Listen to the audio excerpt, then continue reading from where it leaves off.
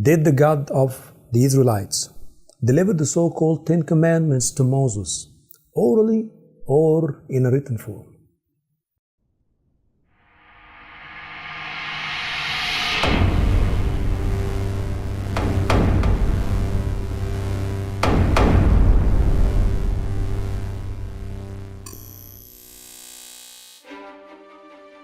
The Bible clearly says in several places that the God of the Israelites did indeed write the Ten Commandments himself with his own finger. The clearest verse in regards to this is found in Exodus 31:18.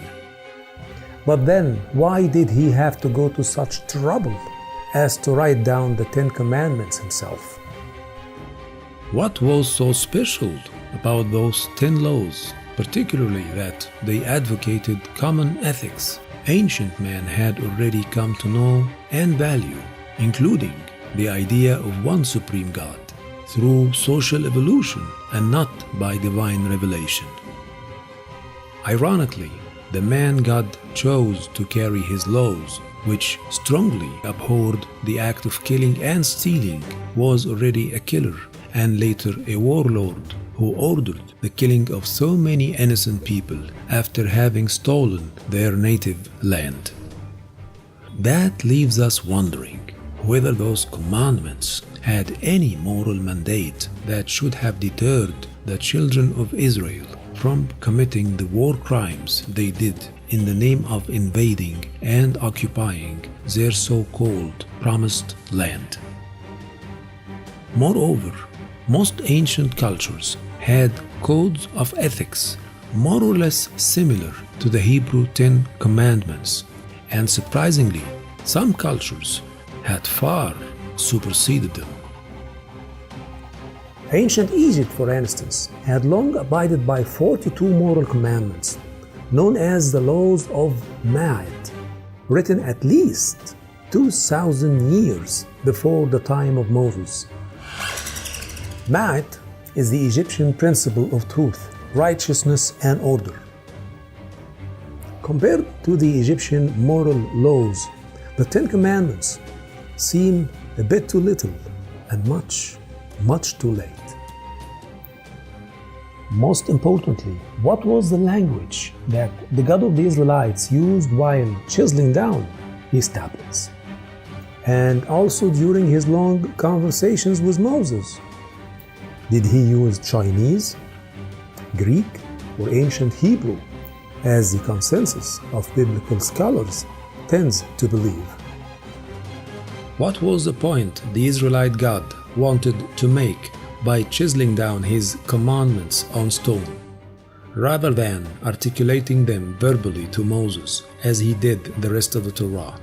If those tablets were so divine and holy, how did Moses have the guts, no matter what the reason was, to smash them into pieces the minute he descended from the mountain where he had a long chat with his God?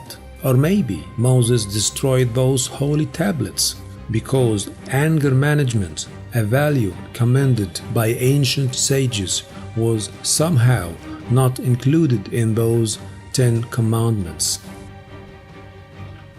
Rendering the Ten Commandments in a written form seems kind of strange, for at the time of the Exodus from Egypt, no Israelite slave was literate in ancient Hebrew or in any other ancient language for that matter.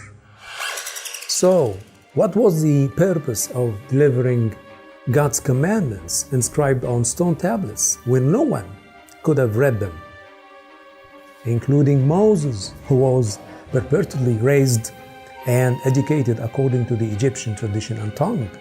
If Moses was brought up, as the myth goes, as a high-ranking Egyptian, he was probably literate only in ancient Egyptian.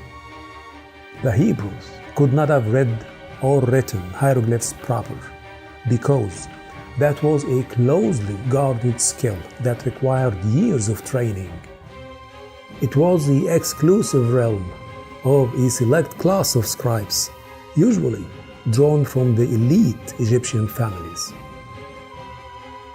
Although no archaeological evidence has ever been recovered to attest to such an event of an exodus or enslavement in Egypt, but if the story of Moses did happen in ancient Egypt, then the Ten Commandments, as well as the rest of the Mosaic laws, should have been written down in ancient Egyptian language.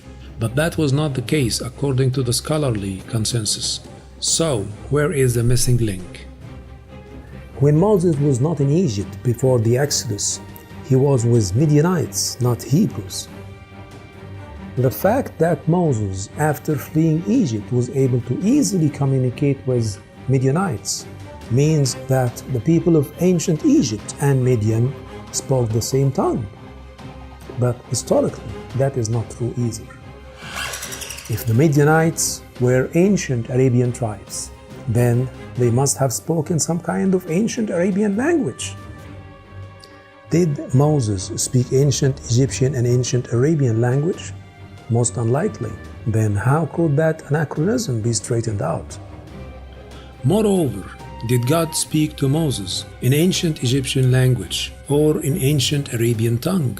And please, spare me the patronizing voices that will claim that Moses and his God conversed in some unearthly divine dialect, because even the most fundamentalist rabbinical authorities never went that far. If at the purported time of the Exodus story, no written alphabet had yet been evolved in the ancient Near East except the Egyptian, the Sumerian, and the ancient Arabian or Yemenite, then what was the most likely language the Israelite God used to chisel down his so-called Ten Commandments? Of course, both the Sumerian and Egyptian seemed highly unlikely. Well, that would leave us with only one possibility. The Ten Commandments must have been written down in ancient Yemenite. Interestingly, not very far away from Yemen, the Orthodox Church and priesthood of modern Ethiopia are adamant that their land has always kept the Ark of the Covenant, something the whole world has long deemed lost and irretrievable. But that conclusion would dramatically shift the geography of the Exodus story from ancient Egypt to ancient Arabia and Yemen.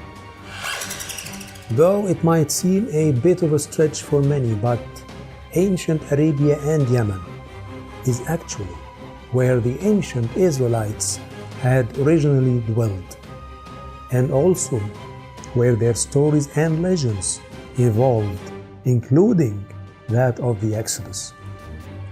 The truth of the matter is that the doctrine of the Roman Catholic Church, or what is known as the New Testament, was originally based on a genuine Arabian culture and folklore.